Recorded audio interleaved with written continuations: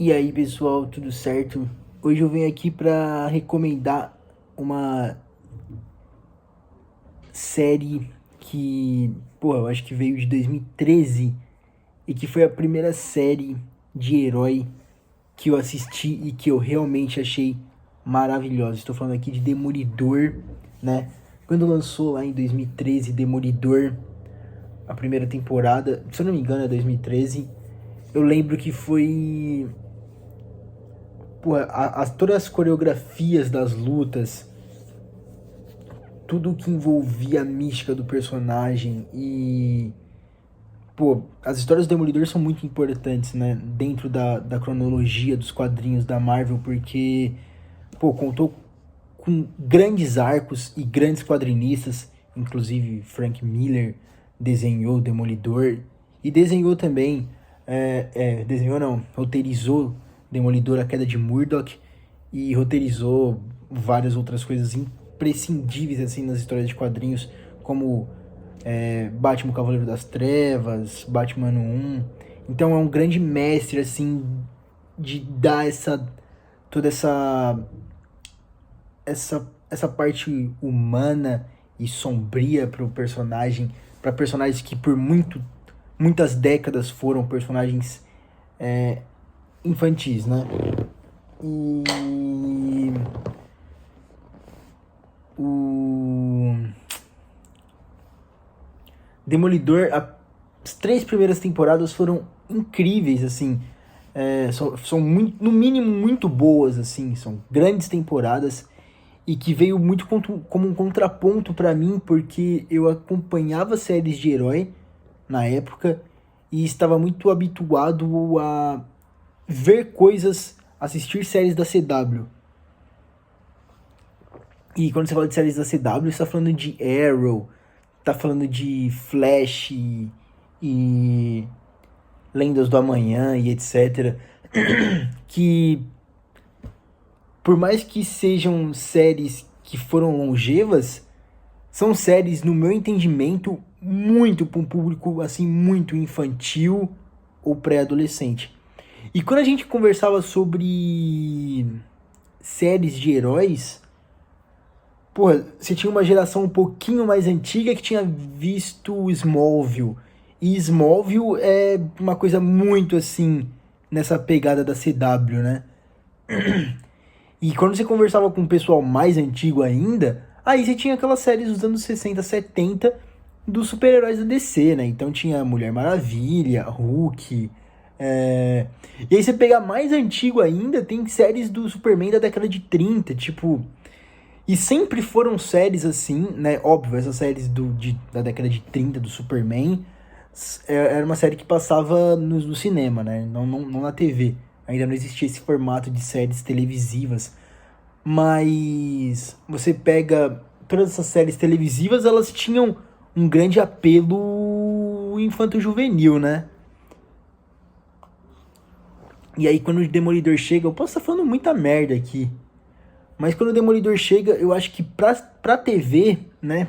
Pra essa mídia televisiva, seriada, de série mesmo, digamos que Demolidor seja a primeira produção mais séria, né? Talvez a gente Carter veio antes, mas eu não assisti, mas pelo que me parece, pelo que eu já ouvi falar, não era também nada muito, né, sério. E, cara, não tô falando que Demolidor aqui é sério, né? Igual quando o quadrinho foi alçado a uma mídia mais séria, que lidava com assuntos mais sérios, e isso provavelmente deve ter acontecido na década de 60, 70, né? Não é a mesma coisa com a série do Demolidor, né? Porque na década de 60 e 70 tem até um arco que eu já li do Lanterna Verde com o Arqueiro Verde, que eles tratavam temas assim, é, realmente sociais e de classe, sabe? Era uma coisa realmente assim, mais rebuscada, porque se você compara os super-heróis da década de 30, 40 com esses daí que quando começou a evoluir as coisas e etc, com, se eu não me engano, o Neil Adams, que estava por trás dessas histórias, né? É... Bah, a década de 60 e 70 foi bem importante para o amadurecimento das histórias desenhadas, das histórias em quadrinhos de super-herói. E Demolidor, por sua vez, não chega a ser uma grande revolução nem nada, mas até então eu nunca tinha visto alguma série televisiva tratando um personagem de forma séria. E, pô, essas 3 temporadas eu lembro que eu assisti assim e uau, como era louco assim, sabe? Ver um contraponto. E depois do Demolidor surgiu um universo, né, de personagens da Marvel que habitavam esse universo que o Demolidor habitava, sabe? Então aí você teve Jessica Jones, que eles fizeram o Luke Cage, depois fizeram o Punisher, né? E depois juntaram todo mundo, igual o Legends of Tomorrow, eles juntaram todo mundo dos defensores, né? Então, foi realmente uma quebra de paradigmas, assim, na indústria televisiva de herói, assim. Tanto que esses direitos estavam com a Netflix e a Marvel tava whatever, né? Porque a Marvel teve aquela época que vendeu Homem-Aranha pra Sony, Barará e tudo. E tanto que a Disney, né, pegou comprou a Marvel, etc. E pegou os direitos do Demolidor, né? Pra encaixar eles no universo, no MCU, né? E aí vem o Demolidor Renascido. Que, pô, eu não soube, né? Não soube muito antes, eu só ouvi falar a verdade, tipo, uma semana antes. Quando ia lançar, e eu falei, cara, vai sair Demolidor Renascido. Não fazia a menor ideia. Eu achei que essa série já tinha, né, dado o que tinha que dar e etc e tal. Mas voltaram. E eu acho que foi um frescor, assim, nessa nova fase do MCU e etc. Eu achei legal eles voltarem com a série, né? E principalmente com Charlie Cox e o Vicente D'Onofrio, né? Charlie Cox fazendo espetacularmente bem o Demolidor, como ele sempre fez. E o Vicente D'Onofrio, ele é um ator excepcional fazendo o Rei do Crime também. Os dois, eu vejo que eles fazem os papéis de uma forma assim séria, mas eu vejo que eles curtem, sabe? Eu sinto que eles estão curtindo estar envolvidos na produção, sabe? Isso é muito legal, cara.